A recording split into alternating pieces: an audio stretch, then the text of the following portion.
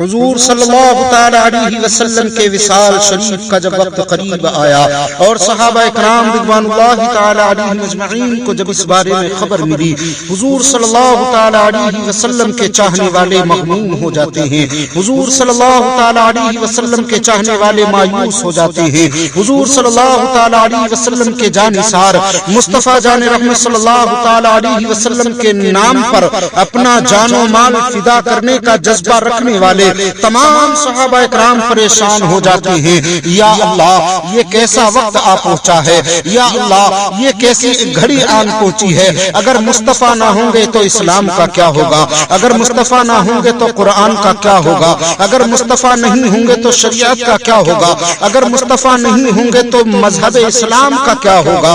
اللہ اللہ، تمام صحابہ اکرام پریشان ہیں۔ اسی جستجو میں نبی کریم صلی اللہ تعالی علیہ وسلم کی بارگاہ بابرکت میں حاضر ہوتے ہیں اور حاضر ہونے کے بعد عرض کرتے ہیں، یا رسول اللہ صلی اللہ تعالی علیہ وسلم، آپ کے بعد، آپ کے وصال شریف کے بعد آپ کا یہ پیرہن مبارک ہم کس کو عطا کریں۔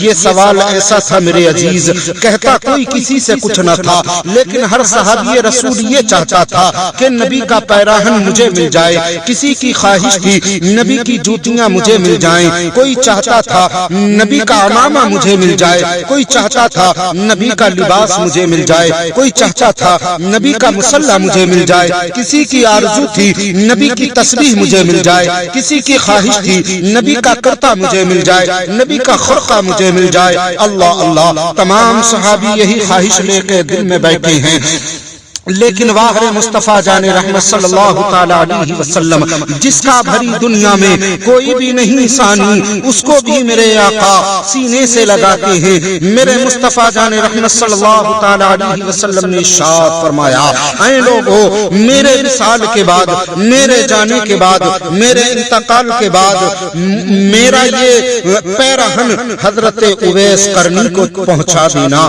اے علی، اے عمر، یہ میرا پیرہن لے کر چلے جانا، اور میرے غلام، میرے عاشق، میرے محبوب، میرے چاہنے والے اویس قرنی کو یہ لباس میرا پہنچا دینا، یہ پیراہن میرا پہنچا دینا، یہ تبرکات میرے پہنچا دینا۔ اللہ اللہ، چنانچہ حضور صلی اللہ تعالی علیہ وسلم اس دنیا سے پردہ فرما جاتے ہیں۔ آپ صلی اللہ علیہ وسلم کا وصال شریف ہو جاتا ہے۔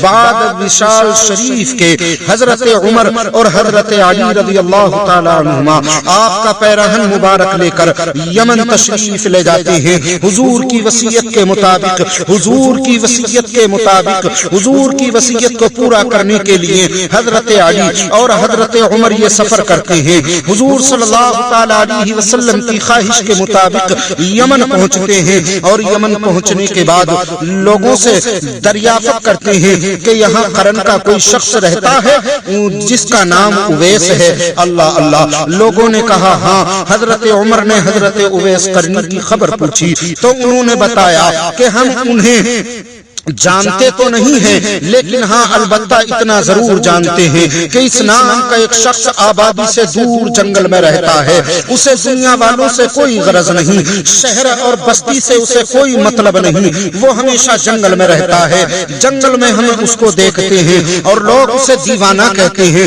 کوئی اسے پاگل کہتا ہے، کوئی اسے دیوانہ کہتا ہے۔ اللہ اللہ، حضرت عمر نے فرمایا، اے اللہ کے بندو، اے لوگو، ہمیں اسی کے پاس لے چلو جس کی ہم تلاش میں ہیں، شاید یہ وہی ہو۔ اللہ اللہ، حضرت عمر اور حضرت علی رضی اللہ تعالی عنہما کو وہاں لے کر جایا گیا۔ یہ دونوں بزرگ جب وہاں پہنچے، حضرت عمر اور حضرت علی جب وہاں تشریف لے کر کے جاتے ہیں تو کیا دیکھتے ہیں کہ حضرت اویس قرنی نماز پڑھ رہے ہیں۔ حضرت عمر اور حضرت علی رضی اللہ تعالی عنہما وہاں بیٹھ جاتے ہیں جس جگہ پر حضرت اویس قرنی عبادت الہی میں مشغول تھے، نماز پڑھ رہے تھے۔ دیکھو دنیا والوں، جسے دنیا دیوانہ کہتی ہے، جسے دنیا پاگل کہتی ہے، کوئی مجنون کہتا ہے، کوئی کچھ کہتا ہے، کوئی کچھ کہتا ہے، لیکن وہ جنگل میں رہتا ہے، لیکن اللہ کی عبادت کے لیے وہ تنہائی میں رہتا ہے، لیکن اللہ کی قربت کو پانے کے لیے وہ دنیا سے دور ہے، اللہ سے قریب ہونے کے لیے وہ دنیا دار سے دور ہے، پروردگار کے قریب ہونے کے لیے۔ اور یہ بات بالکل حقیقت حقیقت ہے جو اللہ کا بندہ اللہ کو پانے کے لیے اللہ کی رضا کے لیے دنیا والوں سے دور ہوتا ہے اللہ اسے اپنے قریب کر لیتا ہے، اللہ اسے اپنے پاس کر لیتا ہے، اللہ اسے اپنے نزدیک کر لیتا ہے۔ جو دنیا سے درکنار ہو جاتا ہے اللہ اس کے دل میں اپنی محبت پیدا فرما دیتا ہے، جو دنیا کی محبت کو اپنے دل سے دور کر دیتا ہے اللہ رب پاک اپنی محبت سے اس کے دل کو آباد فرما دیتا ہے۔ سبحان اللہ سبحان اللہ۔ میرے عزیز ساتھیوں، حضرت اویس جس مقام پر نماز پڑھ رہے ہیں حضرت عمر اور حضرت علی اسی مقام پر جا کر بیٹھ جاتے ہیں، اب انتظار کر رہے ہیں کہ حضرت اویس کب نماز سے فارغ ہوں، کب ان سے ہم کلام ہوں۔ اللہ اللہ، اسی دوران حضرت اویس نے سلام پھیرا، نماز سے فارغ ہوئے، اللہ اکبر کبیرہ۔ جیسے ہی حضرت اویس قرنی نے سلام پھیرا ہے حضرت عمر آگے بڑھے ہیں اور آگے بڑھنے کے بعد سلام پیش کیا، حضرت علی آگے بڑھے ہیں اور آگے بڑھنے کے بعد سلام پیش کیا، السلام علیکم السلام علیکم۔ حضرت اویس نے یوں گردن گھما کر کے پیچھے کی طرف دیکھا ہے اور دیکھا کہ دو شخص ہیں جو قریب کھڑے ہیں سلام کر رہے ہیں۔ حضرت اویس نے سلام کا جواب دیا، وعلیکم السلام وعلیکم السلام، اللہ اکبر کبیرہ اللہ اکبر کبیرہ۔ پھر حضرت عمر نے ارشاد فرمایا، آپ کا نام کیا ہے آپ کا نام کیا ہے؟ تو حضرت اویس قرنی فرمانے لگے میرا نام اویس ہے۔ پھر حضرت عمر نے فرمایا کہ اپنا داہنا ہاتھ تو دکھاؤ، تو آپ نے اپنا داہنا ہاتھ آگے بڑھایا، حضرت عمر نے اس ہاتھ میں وہ نشانی دیکھ لی جو حضور نبی کریم صلی اللہ تعالی علیہ وسلم نے وصال سے پہلے ارشاد فرمائی تھی۔ حضرت عمر نے اس ہاتھ کا بوسہ دیا اور فرمایا کہ مبارک ہو کہ حضور سرور کائنات صلی اللہ تعالی علیہ وسلم نے آپ کو سلام فرمایا ہے، آپ کو سلام فرمایا ہے اور اپنا یہ پیرہن مبارک آپ کے واسطے بھیجا ہے اور وصیت کی ہے کہ اویس سے کہہ دینا کہ میری امت کے واسطے دعا کر دے۔ اللہ اکبر کبیرہ۔ یہ جملہ کوئی معمولی جملہ نہیں تھا، یہ بات کوئی عام بات نہیں تھی۔ مصطفیٰ جان رحمت صلی اللہ علیہ وسلم کے اس دیوانے نے جب مصطفیٰ جان رحمت صلی اللہ تعالی علیہ وسلم کا یہ پیغام رحمت سنا تو قسم خدا کی تاریخ موجود ہے، اللہ کے نبی کا یہ چاہنے والا نبی کا عاشق وجد میں آ جاتا ہے۔ حضرت اویس قرنی پر ایک وجد کی کیفیت طاری ہو جاتی ہے۔ اللہ اکبر کبیرہ۔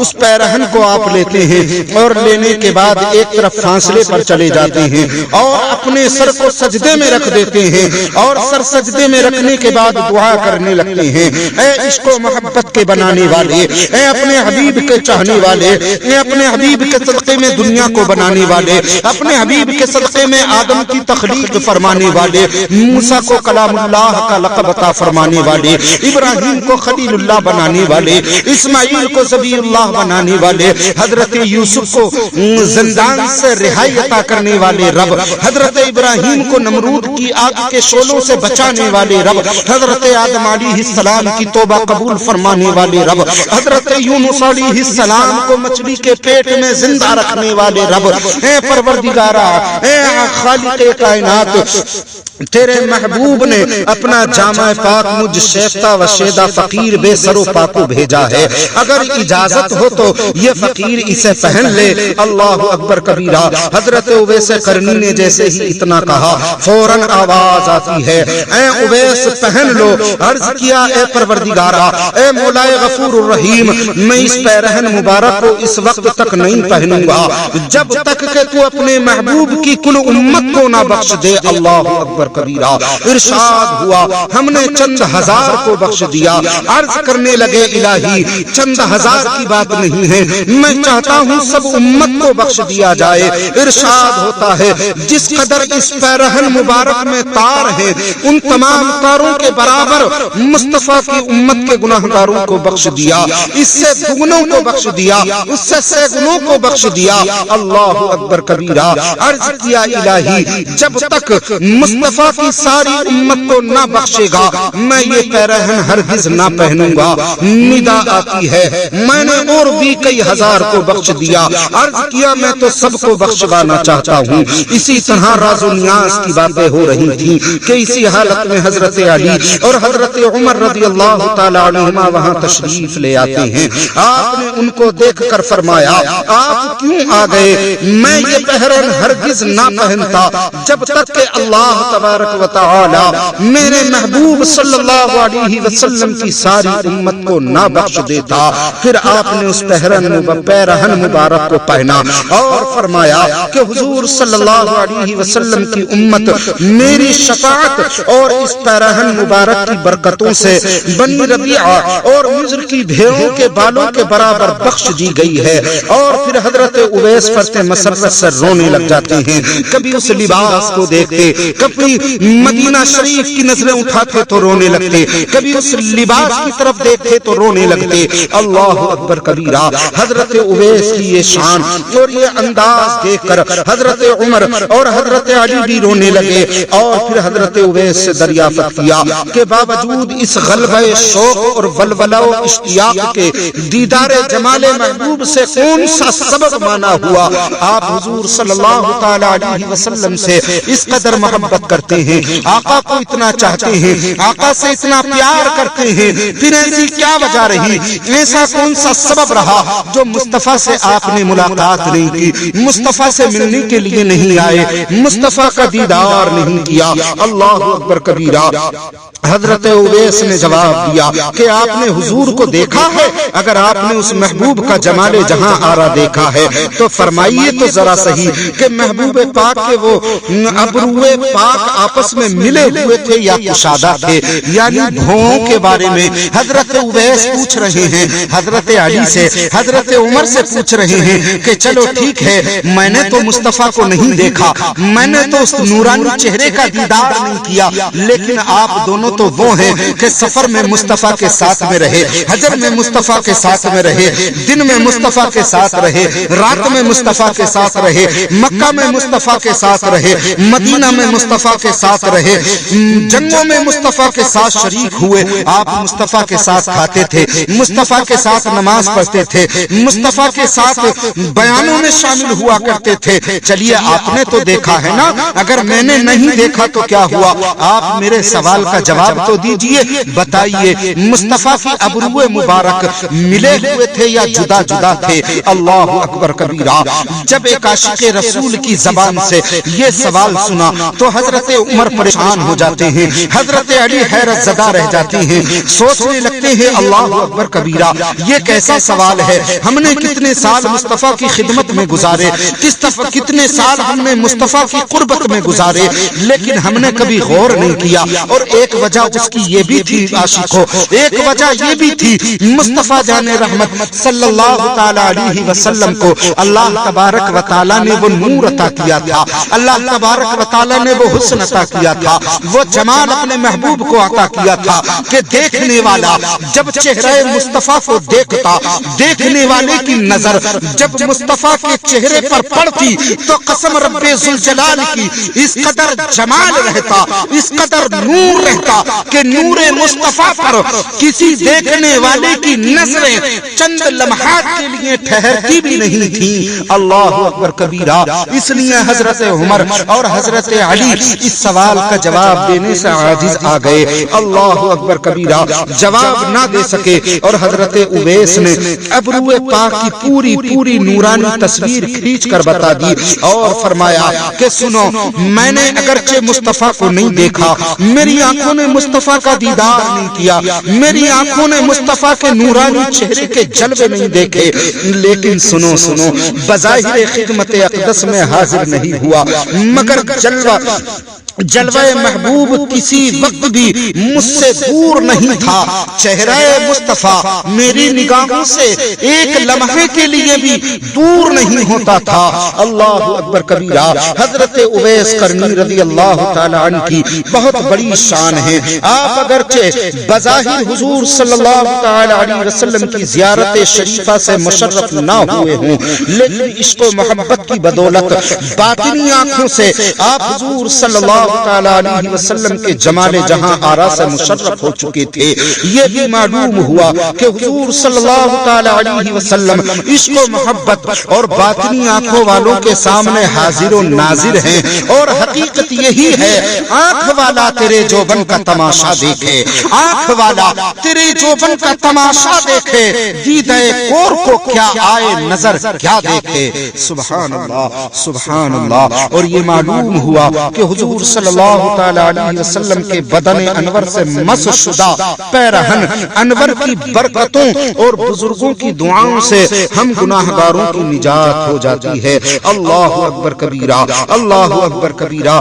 اب حضرت اویس اس سوال کا جواب دیتے ہیں اور حضرت عمر سے فرماتے ہیں، حضرت علی سے فرماتے ہیں کہ سنو سنو، میرے مصطفیٰ کی ابرو مبارک کا حال یہ تھا کہ اگر کوئی دیکھنے والا قریب سے دیکھتا تھا، اگر میرے مصطفیٰ کی ابرو مبارک کو قریب سے دیکھا جاتا تو جدا جدا نظر آتی تھی، الگ الگ نظر آتی تھی۔ میرے مصطفیٰ کی بھووں کو اگر کوئی دیکھنے والا قریب سے دیکھتا تو ایسا لگتا تھا کہ الگ الگ ہیں، جدا جدا ہیں، لیکن جب وہی دیکھنے والا میرے مصطفیٰ جان رحمت صلی اللہ تعالی علیہ وسلم کی ابرو مبارک کو، بھویں مبارک کو دور سے دیکھتا تو ایسا محسوس ہوتا تھا جیسے دونوں ابرو مبارک ایک دوسرے سے ملی ہوئی ہیں۔